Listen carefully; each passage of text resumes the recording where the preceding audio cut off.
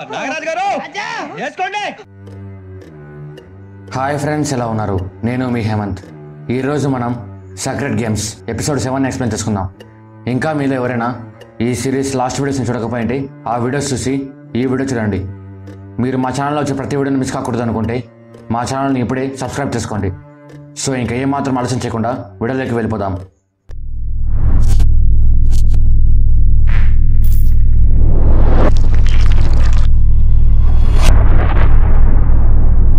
Episode 7 Rudra title meaning ఏంటి అన్నది లాస్ట్లో ఎక్స్ప్లెయిన్ చేసుకుందాం. స్టోరీలోకి వెళ్లే ముందు ఈ ఎపిసోడ్లో ఉండే మెయిన్ క్యారెక్టర్స్ గురించి తెలుసుకుందాం. Inspector Sartaj father Dilbagh Singh, DCP Parulkar, రా ఏజెంట్ అంజలి, గణేష్, సుభద్ర, యాక్ట్రెస్ జోయా, గురూజీ, త్రివేది, ఈషా. ఇంకా స్టోరీ విషయానికి వస్తే సర్తాజ్కి కటేకర్ పర్సులో జోయా ఫోటో ఒకటే దొరుకుతుంది. సర్తాజ్ ఆ ఫోటోని ఫైల్లో ఉన్న ఫోటోతో కంపేర్ చేస్తాడు. ఆ ఫోటోలో ఉంది కూడా జోయానే. తన ముక్కు బాగలేకపోయేసరికి ప్లాస్టిక్ సర్జరీ చేపించింటుంది. జోయా ఫస్ట్ ఫిల్మ్కి ప్రొడ్యూసర్ గణేష్. జోయా అసలు పేరు రోజీ. తను ఒక పాకిస్తానీ. సర్తాజ్ దీని గురించి మాట్లాడడానికి జోయా దగ్గరికి వెళ్తాడు. కానీ జోయా సర్తాజ్తో మాట్లాడకుండా పరుల్కర్తో ఫోన్ చేపించి వార్నింగ్ ఇప్పిస్తుంది. దాంతో సర్తాజ్ జోయా దగ్గర నుంచి వచ్చేస్తాడు. అంజలి మాల్కమ్ ఫుల్ డీటెయిల్స్ కలెక్ట్ చేసి తన పై ఆఫీసర్కి ఇస్తుంది. అంజలి పై ఆఫీసర్ ఈ కేసుని వేరే అతనికి అప్పగించి అంజలిని కేసు నుంచి తప్పిస్తాడు. దానికి అంజలి చాలా బాధపడుతుంది. సర్తాజ్ పరుల్కర్ ఫోన్ హ్యాక్ చేసి జోయా ఫోన్ నెంబర్ కనుక్కొని తన పాస్పోర్ట్ని చూపించి బెదిరిస్తాడు. సర్తాజ్ జోయాతో నాకు కావాల్సిన ఇన్ఫర్మేషన్ ఇస్తే ఫైల్ ఇచ్చేస్తా అంటాడు. జోయా సర్తాజ్ని ఇంటికి పిలిచి ఇన్ఫర్మేషన్ ఇస్తుంది. సర్తాజ్కి త్రివేది గురించి ఇన్ఫర్మేషన్ దొరుకుతుంది. 1992 భూపాల్. త్రివేది ఒక బ్రహ్మచారి.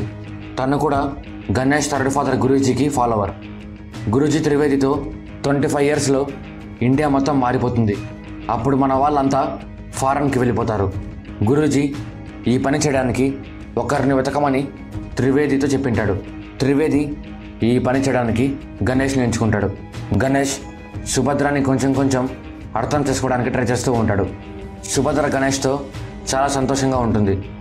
బిపిన్ ఫంక్షన్ అరేంజ్ చేసింటే గణేష్ అక్కడికి వెళ్తాడు. బిపిన్ త్రివేదిని గణేష్కి పరిచయం చేస్తాడు. త్రివేది గణేష్తో ఈ ఇండియా 25 ఇయర్స్లో రణభూమిలా మారిపోతుంది. మన వాళ్ళని ఫారెన్కి పంపించడానికి నీ సహాయం కావాలి అని అడుగుతాడు. దానికి గణేష్ బాంబే నాకు అన్నీ ఇచ్చింది, నేను దీన్ని వదిలి వెళ్ళను అని చెప్పి అక్కడి నుంచి వచ్చేస్తాడు. అంటే త్రివేది ఇచ్చిన ఆఫర్ని రిజెక్ట్ చేస్తాడు. అదే టైంలోనే బాబ్రీ మసీద్ గురించి హిందూస్కి ముస్లిమ్స్కి గొడవలు స్టార్ట్ అవుతాయి. గొడవ ఎందుకంటే ఈ మసీద్ ఉన్న ప్లేస్లో రాముడు పుట్టింటాడు. 450 సంవత్సరాల క్రితం బాబర్ ఆ ప్లేస్లో బాబ్రీ మసీద్ని కట్టించింటాడు. ఆ ప్లేస్ మాకు కావాలంటే మాకు కావాలి అని హిందూస్ ముస్లిమ్స్ గొడవలు పడతారు. ఈ గొడవ గురించి మీకు తెలిసే ఉంటుంది. ఈ కేసు 2018లోనూ 2019లోనూ ఎండ్ అయింది. ఆ మసీద్ గురించి గోపాల్ మత్లో కూడా చాలా గొడవలు జరుగుతాయి. అయినా సరే గణేష్ క్యాస్ట్ గొడవలు దూరకూడదు అని సైలెంట్గా ఉంటాడు. గణేష్ ఇంట్లో ఉన్నప్పుడు ఈసా మనుషులు వచ్చి దాడి చేస్తారు. ఆ గొడవలో బంటి తన 2 కాళ్ళు పోగొట్టుకుంటాడు. గణేష్ భార్య సుభద్ర చనిపోతుంది. గణేష్ దానికి రివెంజ్గా ఈసా మనుషులు 80 మంది ముస్లిమ్స్ని చంపేస్తాడు. గోపాల్ మట్లో ఉండే అందరూ ముస్లిమ్స్ మీద రివెంజ్ కోసం ఎదురు చూస్తూ ఉంటారు. గణేష్ అంతమందిని చంపేసరికి గణేష్ గోపాల్ మట్లో ఉండే అందరికీ దేవుడిగా మారిపోతాడు. కానీ గణేష్ మాత్రం తన భార్య కోసమే ఇదంతా చేసింటాడు. పరుల్కర్ గణేష్కి వ్యతిరేకంగా మారింటాడు. ఇంతమందిని చంపినందుకు పరుల్కర్ గణేష్ని అరెస్ట్ చేస్తాడు. పరుల్కర్ గణేష్ని రోజు జైల్లో చిత్తకొడుతూ ఉంటాడు. అక్కడ ఉన్న పోలీసుల్లో ఒక్కరు మాత్రమే గణేష్ని బాగా చూసుకుంటారు. ఆయనే దిల్బాగ్ సింగ్. సర్తాజ్ తను తెలుసుకున్న ఇన్ఫర్మేషన్ని అంజలితో చెప్తాడు. అది ఏమి అంటే గణేష్ త్రివేది ఇద్దరు కలిసి ఒక కంపెనీని రన్ చేస్తూ ఉంటారు. ఆ కంపెనీ పేరు బ్లూ గ్లోబల్. ఈ కంపెనీ వాటర్ ట్యాంకర్స్ని మారుమూల గ్రామాలకి ట్రాన్స్ఫర్ చేస్తూ ఉంటుంది. హోమ్ మినిస్టర్ బిపిన్ దీన్నే స్టార్ట్ చేసింటాడు. ఆ ట్యాంకర్స్లోనే మాల్కమ్ చాలా గూడ్స్ని ట్రాన్స్ఫర్ చేపిస్తూ ఉంటాడు. బంటి కూడా ఇలాంటి లోడే ఒకటి మాల్కమ్కి ఇచ్చింటాడు. సర్తాజ్ బ్లూ గ్లోబల్ కంపెనీ మేనేజర్ని కొట్టి ఆ ట్యాంకర్స్ ఎక్కడ ఉన్నాయో తెలుసుకుంటాడు. సర్తాజ్ మేనేజర్ని కొట్టిన విషయం బిపిన్కి తెలుస్తుంది. బిపిన్ ద్వారా పరుల్కర్కి తెలుస్తుంది. పరుల్కర్ సర్తాజ్కి ఫోన్ చేసి వార్నింగ్ ఇద్దామనుకుంటాడు. కానీ సర్తాజ్ నా పని నేను చేసుకుంటున్నా, మీ పని మీరు చేసుకోండి అని చెప్పి ఫోన్ కట్ చేస్తాడు. అంజలి సర్తాజ్ ఆ ట్యాంకర్స్ ఉన్న చోటుకి వెళ్తారు. ఆ ట్యాంకర్స్లో 2 లేయర్స్ ఉంటాయి. అందులో లోపల గూడ్స్ పెట్టిన తర్వాత బయట వాటర్ నింపడానికి ప్లేస్ ఉంటుంది. అక్కడ కొంతమంది ఉంటారు. అంజలి సర్తాజ్ గన్ తీసుకొని అందరినీ బెదిరిస్తుంది. అక్కడ ఉన్న వాళ్ళంతా ట్రైన్లో గూడ్స్ని లోడింగ్ చేసింటారు. ఆ ట్రైన్ అక్కడి నుంచి వేరే ప్లేస్కి బయలుదేరుతుంది. సర్తాజ్ ఆ ట్రైన్లో ఏముంది, ఎక్కడికి వెళ్తుందని తెలుసుకోవడానికి ఆ ట్రైన్ని ఎక్కుతాడు. అంజలి వాళ్ళందరినీ బంధించి అక్కడి నుంచి తప్పించుకుంటుంది. అంజలికి త్రివేది ఇంటి అడ్రస్ తెలుస్తుంది.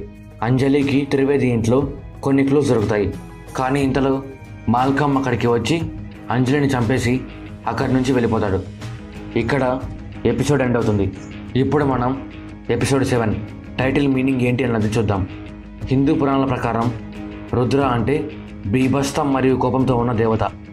ఈ ఎపిసోడ్లో గణేష్ సుభద్ర ఎంతో ప్రేమగా ఉన్నప్పుడు ఈశా మనుషులు గణేష్ ఇంటి మీద దాడి చేసి సుభద్రని చంపేస్తారు.